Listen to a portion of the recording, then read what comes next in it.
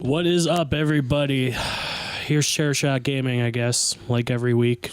Again. This shit just keeps happening. Right? And happening. And then happening some more.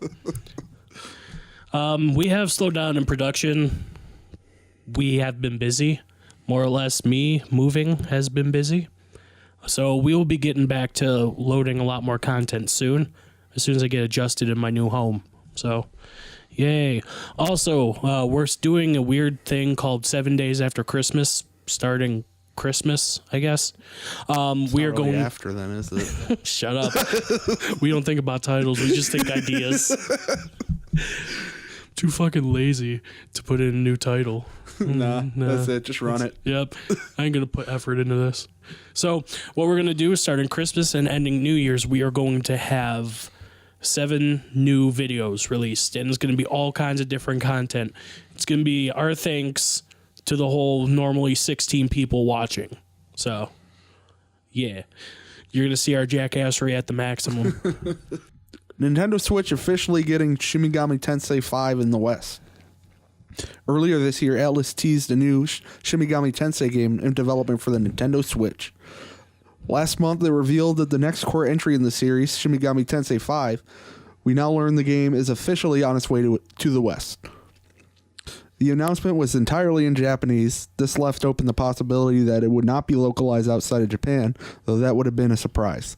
Atlas has now confirmed the expected, stating that the Western release is planned for the RPG. It also shared an English version of the same reveal trailer from last month.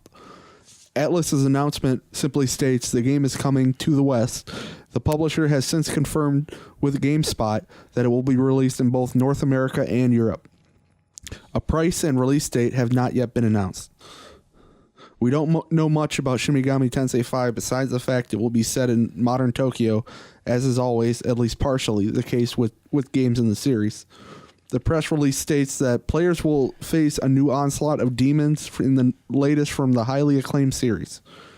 This, I don't know if you know, it's the spin-off. Well, it's the original series the Persona game spun off of. Okay. So, I think it was at E3, there was a little CG trailer.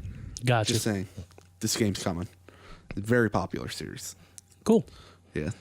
Here's your, what the fuck did they do now? EA news of the week. This week in EA. Here's why Star Wars Battlefront 2 didn't just have cosmetic microtransactions, according to EA.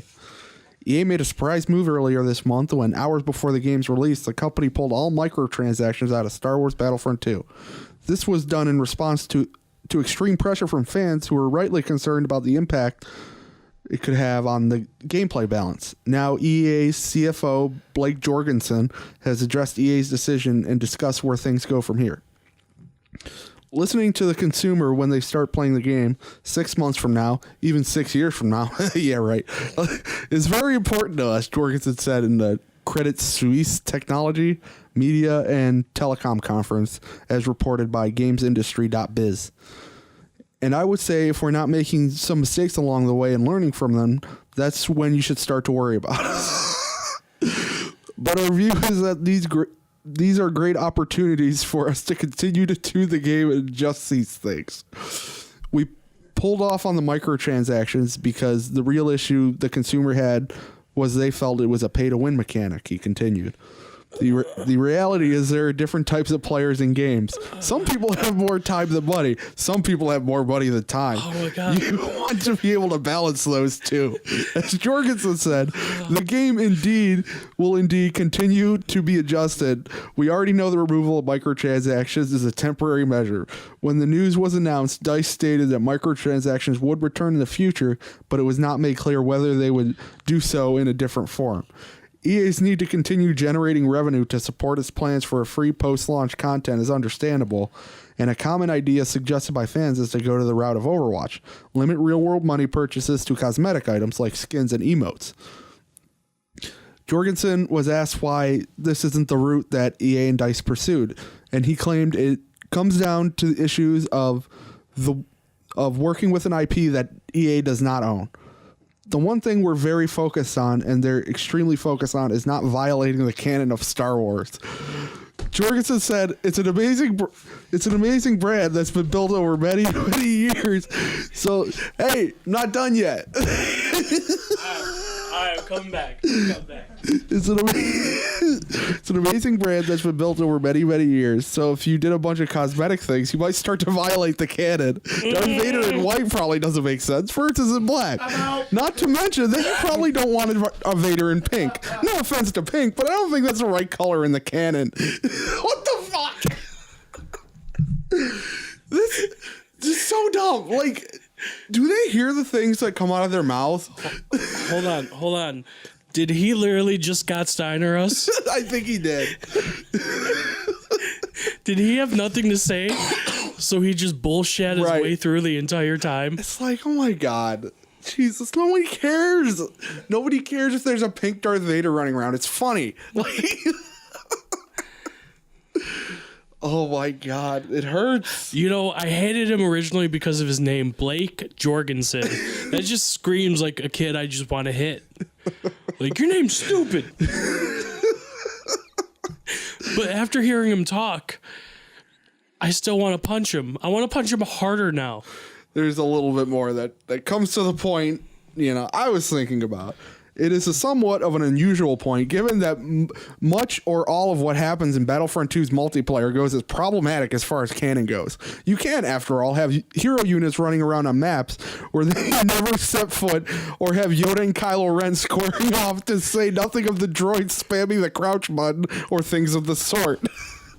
Like, that's a great point. Kylo Ren can fight Yoda, Han Solo. All right, I'll give you that one. But these games shouldn't be about preserving the canon. People just want to be able to go into that world and shoot some people. That's all you need to do to not fuck it up. WWE 2K18 Nintendo Switch release date announced. 2K announced a release date stating the physical and digital versions of the game will release starting December 6th. So today? I think so. Yesterday, jackass. I don't remember dates. What was that? That was a dime. Oh, hey, what do you know? Because it's 9 more cents than you have. Okay. Players who pre-order the physical version will receive 2 playable versions of Kurt Angle, one with his American Hero persona and one with his Wrestling Machine persona. Players buying digital versions will also be able to download them for free until December 13th. Disney closing in on deal to buy 21st Century Fox. CNBC reports Disney's potential acquisition of the media company could come as soon as next week, with the deal expected to reportedly be worth more than $60 billion. Ooh, that's a lot. How many billion movies had they had in the past 2 years alone? Yeah, that's true. And that's just in the past couple years alone. While the Federal Trade Commission could try and block it, both companies are said to be interested in the acquisition. Along with Fox's TV and movie assets, Disney will also require the company's Nat Geo, Star, and regional sports networks and its 30% stake in Hulu, among other properties. This, of course, includes Fox-owned Marvel properties like X-Men and Fantastic Four, and the rights to James Cameron's Avatar sequels. The arrangements would also give Disney the majority ownership of Hulu, since it already has a 30% stake in the streaming platform. The deal will leave Fox with only its broadcast network, Fox Sports, and news and business divisions. Discussions regarding Disney's possible acquisition of certain divisions of Fox was first reported in early December. While originally the detailed talks between Disney and Fox reportedly stopped, the acquisition is now very much still in the cards. Earlier this week, James Cameron commented on how any sale, this potential Disney-Fox deal, would impact the Avatar sequels. I kind of agree with him on that. I think if Disney gains Fox, though, there's never going to be another Avatar movie, because nobody cares anymore. Okay, so that's kind of frightening now, man. Like, Yeah. Netflix and Hulu? Eesh. Fuck, they like have like the battle between, I don't know, man. This is like fucking Disney, man. It's getting scary. Oh, yay. We're going to get some awesome comic book movies. Oh, yay. Disney's going to own more of the world. Fuck. Right?